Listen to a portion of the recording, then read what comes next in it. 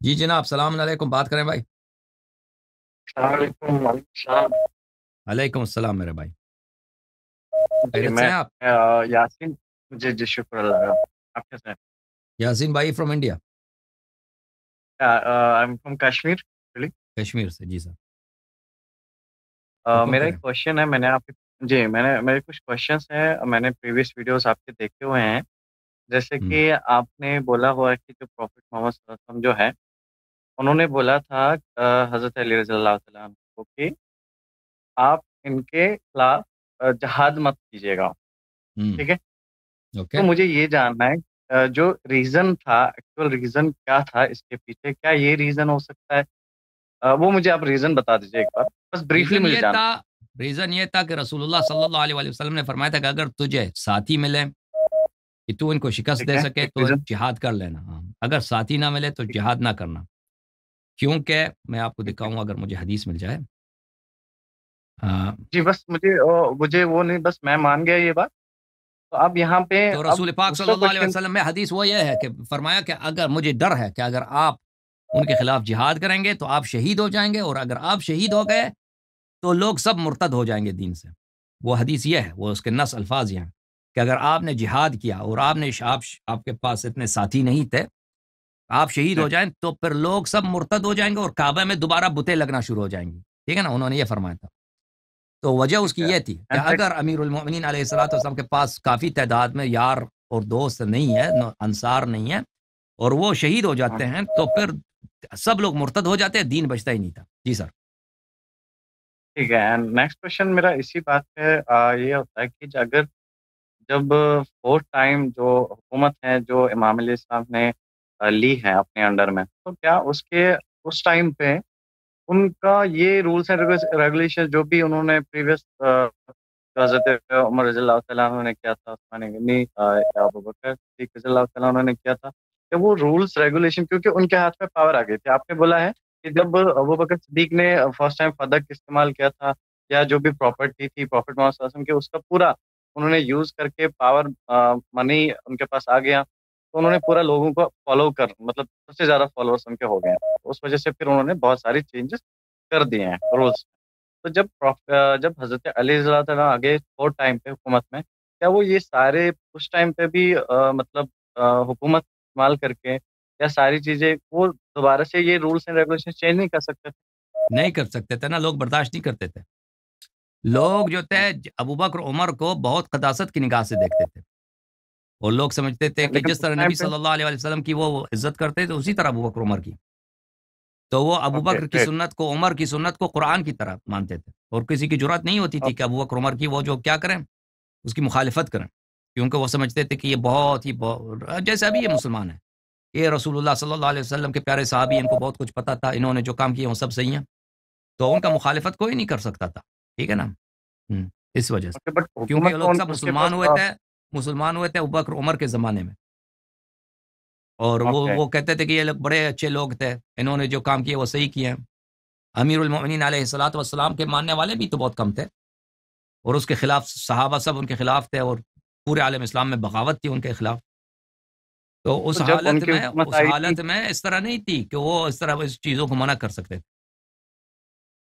Okay ٹھیک ہے، and last one is میرا ابھی جو پریزنٹ کا ہے ہمارے یہاں پہ ابھی لگ بھگ میجورٹی میں ہم سنی ہی ہیں، ایک ہمارے آس پاس میں دو تین چار گاؤں کے بعد ایک گاؤں آتا ہے شیوں کا۔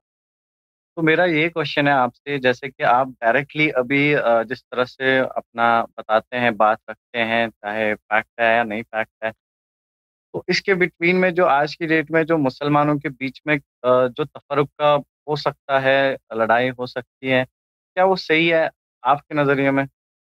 اس چیز کو آپ نہیں، کیسے پھر لڑائی صحیح نہیں مسلمانوں ہے، کے آپ؟ لڑائی ہم نہیں کہتے کوئی لڑائی کرے بھائی، ہم لڑائی نہیں ہو سکتا ہے ایسا، نہیں نہیں، اس باتوں سے آپ کو بھی پتا ہے کہ لوگ ابھی زیادہ تر جو ہیں وہ جہالت کی طرف جاتے ہیں، اس نہیں، کے میں سے ہر میں کوئی پڑھا میں لکھا نہیں۔ میں آپ کی بات کو نہیں مانتا، ہوں، دیکھیں مذہب کے نام پہ نہیں، جو تشدد ہوتا ہے اس کی وجہ ہوں، مذہب نہیں، اس کی وجہ سیاست ہے۔ کریکٹ۔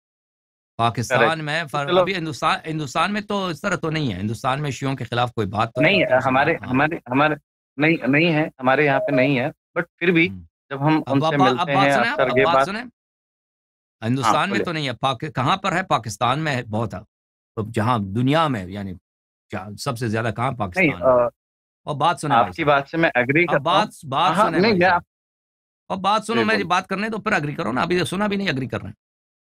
دیکھیں وہاں پاکستان میں شیعوں کے خلاف جو واردات ہوئی ہیں، جو جتنا تشدد ہوا ہے، وائلنس ہوا ہے، وہ اس میں حکومت کا اپنا ہاتھ ہے. یہاں پہ جو تنظیمیں بنی ہیں کہ وہ مدارس میں جو شیعوں کی تکفیر ہوتی ہے، یہ اس طرح نہیں کہ علماء نے تحقیق کیا ہے. ابھی علماء پہلے نہیں پتا تھا، ابھی تحقیق کی، ان کو پتہ چلا کہ شیعہ کافر ہیں. نہیں، ان کو پیسے ملے ہیں، ان کو فنڈز ملے ہیں، ان کو آرڈر ملا ہے. پاکستانی فوج جو ہے، پاکستانی فوج وہ جانتی ہے کہ علماء کو کس طرح کنٹرول کرے. مدارس کو وہ سب ان کے کنٹرول میں ہے، علماء ان کے کنٹرول میں، مساجد ان کے کنٹرول میں، مدارس ان کے کنٹرول میں، اور ان کے گروپس جو سیاسی گروپس ہیں یہ سب فوج کے کنٹرول میں ہے. پاکستانی ISI کے کنٹرول، فنڈنگ وہاں سے آتی ہے، وہاں سے جو آرڈر ملتا ہے پاکستانی سب سے اسی طرح ہے. پاکستانی سیاستدان ان کا ایک خدا ہے، ان کا ایک رب ہے، ان کا ایک اللہ ہے، وہ ایک بھگوان ہے. وہ کون ہے؟ وہ فوج ہے. جس کو چاہے فوج اس کو وزیر اعظم بنائے، جس کو چاہے اس کو اقتدار سے نکال دے. اسی طرح جو مذہبی جو جماعتیں ہیں ان کو کنٹرول کون کرتا ہے؟ کنٹرول کرتا ہے فوج، اسٹیبلشمنٹ اور خفیہ ایجنسیاں. تو یہ جو ہے یہ اس کی سیاست جاتی ہے 1980 کے دہائی میں. 1980 کے دہائی میں وہاں پر ایران نے شیعوں کو ورغلانا شروع کیا تھا پاکستان میں، اور ان کو منظم کرنا اور ان کو اپنے مفادات کے خلاف کے لیے استفادہ کرنا. ایک دفعہ پاکستان میں آیا تھا یہ علی خامنئی، جو ابھی لیڈر ہے ایران کا. یہ پاکستان میں سن 1984-85 میں پاکستان آیا تھا. اگر کسی کو یاد ہو اس زمانے میں تو اس کا کیا شاندار استقبال ہوا تھا. یعنی اس طرح استقبال عجیب و غریب، یعنی کبھی اس طرح کا استقبال نہیں ہوا. نہ محمد بن سلمان کا، کسی کے شخص کا بھی اس طرح استقبال نہیں ہوا. کس کا کہ علی خامنئی کا اس وقت ایران کے صدر تھے، استقبال ہوا. اور اس وقت ضیاء الحق پاکستان کے صدر تھے. تو وہ جو استقبال ہوا کس نے کیا؟ شیعوں نے کیا. یعنی حکومت ایران نے پاکستانی شیعوں پہ کو فنڈز بھیجے کہ ہمارے صدر صاحب آ رہے ہیں، آپ ان کے اچھی طرح سے استقبال کریں. تو شیعہ تو یہاں سے ہے ہی بیوقوف، تو انہوں نے ان سے فنڈز لیے اور خوب پاکستان میں ہر گلی محلے میں ہر جگہ پہ وہ ایران کے لیے نعرہ بازی. اور وہ جو آیا نا، وہ خامنئی جب پاکستان آیا تھا تو اس نے اپنی تقریروں میں اس نے ضیاء الحق کی اس نے توہین بھی کی تھی، کنایا اشاروں کے ساتھ. اس نے اس کو بری طرح اس کو سنایا تھا کہ تو امریکہ کا جو ہے کیا، وہ امریکہ کا تو کتا ہے، اس طرح کے اشعار پڑے تھے، اس کو سنائے تھے. اور اسی وقت ان لوگوں نے، ایران نے ان کو پاکستان میں تحریک نفاذ فقہ جعفریہ بنایا تھا. تو اس وقت وہ پاکستانی جو فوج ہے وہ بیوقوف نہیں ہے، وہ ان باتوں کو نہیں سمجھتا. وہ اچھی طرح سے وہ اسیس کرتے ہیں. پاکستانی آپ کے جنرل جو ہیں وہ اکثر اسٹریٹجی پڑھنے کہاں جاتے ہیں؟ لندن جاتے ہیں، وہ امریکہ جاتے ہیں، وہاں سے کورسز کر کے آتے ہیں. وہ ان کو اچھی طرح پتہ ہے کہ اپنے ملک کو کیسے چلانا ہے. تو وہ تو اس طرح تو برداشت تو نہیں کرتے کہ شیعوں کو اس طرح، وہ شیعہ جو ہیں وہ اپنی وفاداری چینج کر رہے ہیں. پاکستان سے وفاداری ہے، اب ایران کے وہ نمائندے بن رہے ہیں پاکستان میں. ایران کے جو ہے پیراملٹری بنیں گے پاکستان میں، اس کو تو وہ برداشت نہیں کر سکتے تھے. تو انہوں نے شروع کیا مختلف گروپس کو فنڈ کرنا اور ان کو اسلحہ دینا، ان کو ٹریننگ دینا کہ تم نے شیعوں کو مارنا ہے. تو میرے بھائی، پاکستان میں جو شیعوں کا قتل عام ہوا ہے وہ سیاسی مقاصد کے بنا پر ہوا ہے. ISI کو اس سے کام نہیں ہے کہ شیعہ صحابہ کے خلاف کیا کہتے ہیں. ISI کو پرواہ ہی نہیں ہے. شیعہ پہلے بھی یہ صحابہ کو اچھا نہیں مانتے تھے 60-70 کی دہائی میں. پاکستانی فوج کو پرواہ ہی نہیں تھی کہ شیعہ کیا کہتے ہیں. لیکن 80 کے دہائی میں کیونکہ شیعہ کیا ہے، شیعوں کے پاکستانی جو شیعہ ہیں وہ ایران کے اعلی کار بنے تھے. اب بھی شیعوں کے شیعہ جو ہے، پاکستان کے شیعہ جو ہے اکثر ایران کے اعلی کار ہیں. ان کے مساجد، ان کے علماء اکثر جاسوس ہیں. تو اگر وہ اس وقت تو انہوں نے دیکھا، تو انہوں نے ان کو دبانے کے لیے، ان کو کرش کرنے کے لیے انہوں نے فنڈز دیے مختلف تکفیری احزاب کو. تو تکفیری گروپس کو انہوں نے تاسیس کیا، انہوں نے اسٹیبلش کیا شیعہ قتل کرنے کے لیے، ان کو انکریج کیا، اور ان کے بالکل ان کی حکومت کی سرپرستی کے ساتھ شیعوں کا قتل عام ہوتا ہے. تو کہنے کا مقصد یہ ہے کہ یہ مباحث جو ہیں یہ شروع سے رہی ہیں، اور یہاں پہ وائلنس اگر ہوتا ہے اس کی وجہ سیاسی باتیں ہوتی ہیں. ظاہری طور پر مذہبی ہوتا ہے، حقیقت میں اس کی وجہ سیاسی مفادات ہوتے ہیں. سمجھ میں آئی نا بات آپ؟ یس یس. تو آپ نے پاکستان کا ذکر کیا ہوا ہے، تو یہاں پہ اگر میں افغانستان میں بھی ریسنٹلی کچھ ایسے انسیڈنٹس ہوئے ہیں، تو کیا وہاں پہ بھی ہم سیاسی کو بھی ذمہ دار ٹھہرا سکتے ہیں؟ کہاں پر؟ افغانستان میں ہر جگہ دیکھیں. اگر تکفیری جماعت ہیں جو شیعوں کے خلاف کام کرتے ہیں، یہ ان کی فنڈنگ ہوتی ہے. یہ کوئی اس طرح نہیں ہے کہ یہ بھائی یہ کچھ مولوی جو ہیں انہوں نے اپنی تنظیم بنائی ہے. یہ مولویوں کی کوئی حیثیت ہی نہیں ہے. مولوی کچھ بھی نہیں ہے. آپ کے جو جماعت مخالفین کے مولوی ہیں نا، ان کے اگر کسی گاؤں میں گاؤں کے لوگ ان کو آگے گھاس بھی نہیں ڈالتے ہیں، چاہے کہ ان کے لیے سیاسی پارٹی بنائے. یہ سیاسی پارٹی اگر بناتے ہیں یا پیراملٹری فورسز اگر بناتے ہیں تو ان کو سرپرستی ہوتی ہے باہر کی. اس کے بغیر یہ بالکل ناممکن ہے. یہ اچھی طرح سے جان لیں. وہاں پہ ہر جگہ میں، اگر مثلا شام میں اسی طرح ہے، سیریا میں یا کسی اور ملک میں اگر کوئی ایسے پارٹی ہے جو مذہبی پارٹی ہے، اس کے پاس پیراملٹری فورسز ہے، تو اس کے پیچھے گورنمنٹ ہے. اس کے پیچھے وہاں پہ کون ہے؟ وہاں پہ کرنلز ہیں فوج کے مختلف، جو بھی ملک اس کے وہاں پہ ملوث ہے، اس فوج کے جو ہے فوجی افسران ہوں گے وہاں پر. ان کو ٹریننگ دیں گے، ان کو سپورٹ دیں گے، ان کو بتاتے ہیں کہ تم یہ کرو یہ کرو یہ کرو. وہ ان کے اصل ڈائریکشن وہاں سے آتی ہے. سمجھ میں آ رہی ہے بات آپ کو؟ یہ ہر جگہ یہ اسی طرح ہے. وَإِلَّا مولوی کچھ بھی نہیں ہے. مولوی زیادہ سے زیادہ اس کی ہمت یہ اس کو حلوہ کھلایا جائے، اس سے زیادہ اس کو کچھ نہیں ہے. سمجھ میں آئی نا بات آپ کو؟ صحیح بات ہے. نیکسٹ کوشچن میرا یہ ہے کہ جیسے آپ ذکر کرتے ہیں ایران کی خامنائی کی جو صدر ہے وہاں کے، اینڈ شاید اب بہت سارے شیعہ لیڈرز کے جو ذکر کرتے ہیں، یہاں پہ ہم اکثر دیکھتے ہیں کشمیر میں کہ اکثر اگر کہیں سے بھی کچھ بھی ہوتا ہے تو جو جو شیعہ میجورٹی جو پیپل مطلب ہوتے ہیں اکٹھے ہوتے ہیں، تو وہ اکثر خامنائی کے فوٹوز جو بالکل ہے وہ کرتے ہیں. تو آپ کو نہیں بالکل لگ رہا ہے کہ بالکل. ایسا ہو رہا ہے کہ آپ کی خود کی قوم جو ہے شیعہ آپ کے اس بات سے بہت ناراض ہوتے ہوں گے، کیونکہ آپ مطلب جو بیسک ہے وہ تو سب کامن ہے شیعوں کا، جیسے آپ کہتے ہو بالکل اپنے ویڈیوز میں. بالکل. یہ ہندوستان لیکن اگر پاکستان کے شیعہ جو ہے نا، یہ بہت سادہ ہیں. ان کے مولوی جو بہت بیوقوف ہیں، اکثر بہت جاہل، بہت بیوقوف. یہ شیعہ مولوی جو ہندوستان پاکستان کے ہیں، یہ تو ایران کا ان کو پتہ بھی نہیں ہے کہ بھائی نہ دین کا پتہ، نہ اپنے مذہب کا پتہ، اور نہ جو اس لیڈر کو یہ اپنا امام مانتے ہیں، نہ اس کو یہ اچھی طرح سے جانتے ہیں. یہ بیچارے برین واش زامبیز ہیں. ان کو میں کیا کہتا ہوں، یہ جاتے ہیں اس مدارس میں، ان مدارس میں نہ ان کو دین کی تعلیم ملتی ہے، نہ قرآن، نہ سنت، نہ عقائد، کچھ بھی تھا. ان کے مدارس میں برین واشڈ ہو کے آتے ہیں. وہاں مدارس میں 6 سال 7 سال 8 سال وہاں پہ یہی رٹا ان کو لگایا جاتا ہے کہ خامنئی اللہ ہے، خامنئی بھگوان ہے، خمینی بھگوان سے بھی اوپر ہے.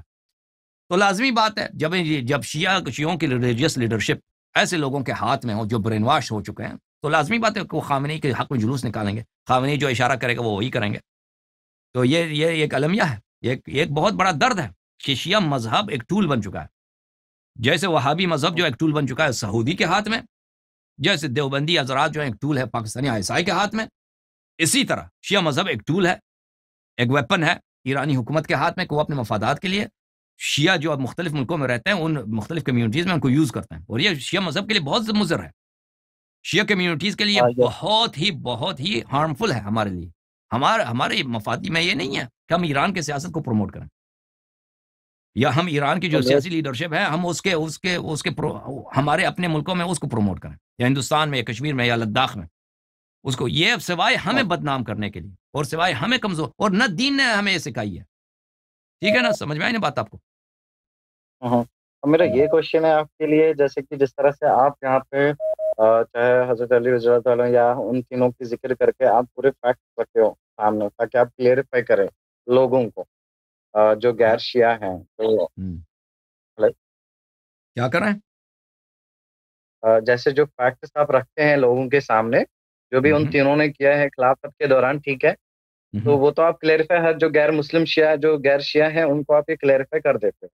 تو اسی بات پہ میرا جو ابھی میں ذکر کر رہا تھا آپ کو شیعہ ایران وغیرہ، تو کیا آپ کو لگ رہا ہے کہ آپ کو اپنی قوم کو بھی تھوڑا سا ایسا کچھ ہماری قوم ایسی انسٹرکشن سوئی دینے ہیں؟ قوم ہے نا.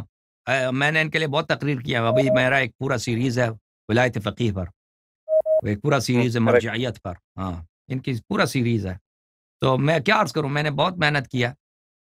تو یہ بیچارے جو ہیں نا، میری قوم ایسی حالت یہ ان کی ایسی ہے کہ بہت سارے لوگ تو بیدار ہو گئے ہیں، لیکن بہت سارے لوگ ان کو ابھی آشنائی نہیں ہے. وہ سمجھتے ہیں کہ میں یہ عجیب باتیں کہہ رہا ہوں، ان کو سمجھ نہیں آتی، کنفیوز ہو جاتے ہیں کہ اللہ یہ کیسے یہ شیعہ ہو کر ایران کے خلاف بات کر رہا ہے. جیسے کوئی شیعہ جو ہے ایران جو ہے وہ ہمارا اصولی دین ہے یا فروع دین ہے. خامنئی کی حکومت اصولی دین یا فروع دین ہے. دیکھو عزیزو شیعہ بھائیو، تمہارے مذہب پر امام حسن عسکری علیہ السلام کی شہادت کے بعد، جو ایک معصوم امام کی شہادت ہے، انقلابی ایران سے بدتر مصیبت نازل نہیں ہوئی ہے پچھلے 1000 سال میں. اس سے بدتر مصیبت کہ اس سے ہمارے مذہب کو جتنا دھچکا لگا ہے، جتنا ضرر پہنچا ہے حکومت ایران سے، اور جتنا پروموشن ہوا ہے وہابیت کی دنیا میں، 40 سال پہلے وہابیت کی کیا حالت تھی، اب کیا حالت؟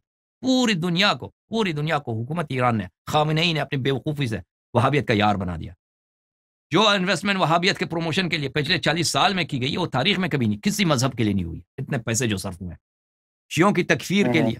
اور اس کی وجہ کیا ہے؟ اس کی وجہ یہی ہے، بیوقوفی ہے، حکومت ایران کی بیوقوفی ہے کہ انہوں نے شیعوں کو ہر ملک میں جہاں بھی شیعہ رہتے ہیں اس کو اپنی سیاست کے لیے انہوں نے استعمال کیا. تو اس کے آگے وہابیت بہترین ٹول ہے کہ اگر تم شیعہ کو یوز کرتے ہو تو ہم وہابیت کو یوز کرتے ہیں، اور ان کے پاس پیسے زیادہ ہیں. ٹھیک ہے نا؟ اوکے، تھینک یو میرے بھائی. Thank you. Thank you so much. Okay میرے بھائی، خدا آپ کو جزائے خیر.